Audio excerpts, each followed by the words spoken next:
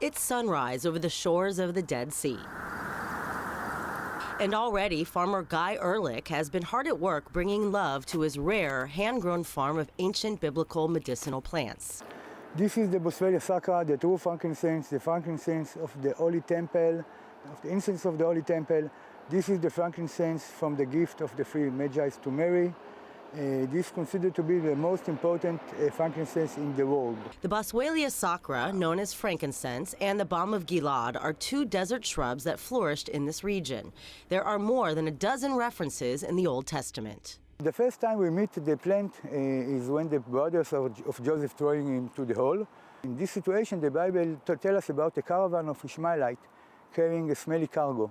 As to Josephus Flavius, Yosef and Matityahu, the plant was brought to Israel as a present that Queen of Sheba gave to King Solomon.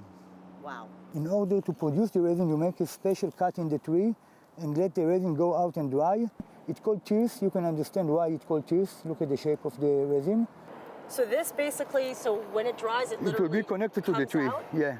So far, Guy has planted 1,000 balm of Gilead and frankincense trees, which face extinction worldwide.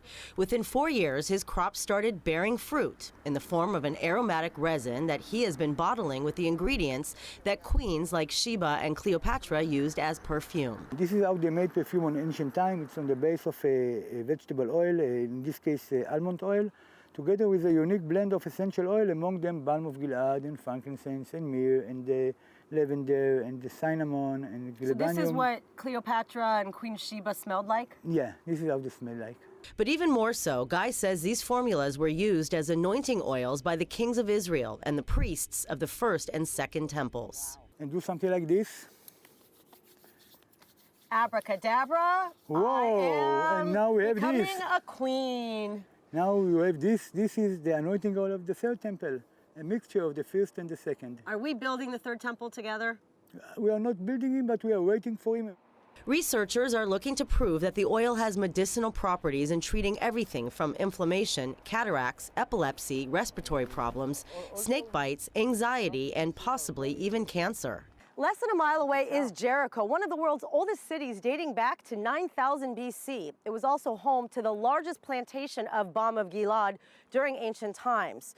Right now, in modern times, I'm standing in the crossroads of the West Bank, Jordan, and Israel. Ultimately, Guy hopes that by revitalizing these natural wonders, it could be a recipe for peace, prosperity, and cooperation in the region.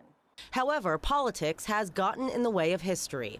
Since the farm is technically an Israeli settlement in the West Bank, Guy's business investor backed out over pressure from the BDS. His business has suffered, but suddenly, Guy says he got a miraculous gift from God that is worth its weight in gold. Last blooming season, a friend of mine gave me a beehive, and we got 4 kilograms of very, very unique honey. We sold our first harvest of honey with a great price of $1,000 per kilogram. Wow. We are out of honey.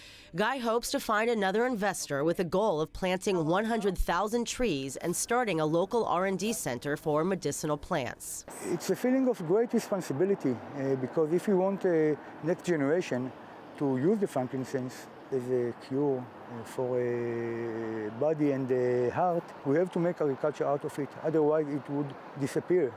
It is a mission to keep these trees for the next generation. They deserve it. Emily Francis, I-24 News.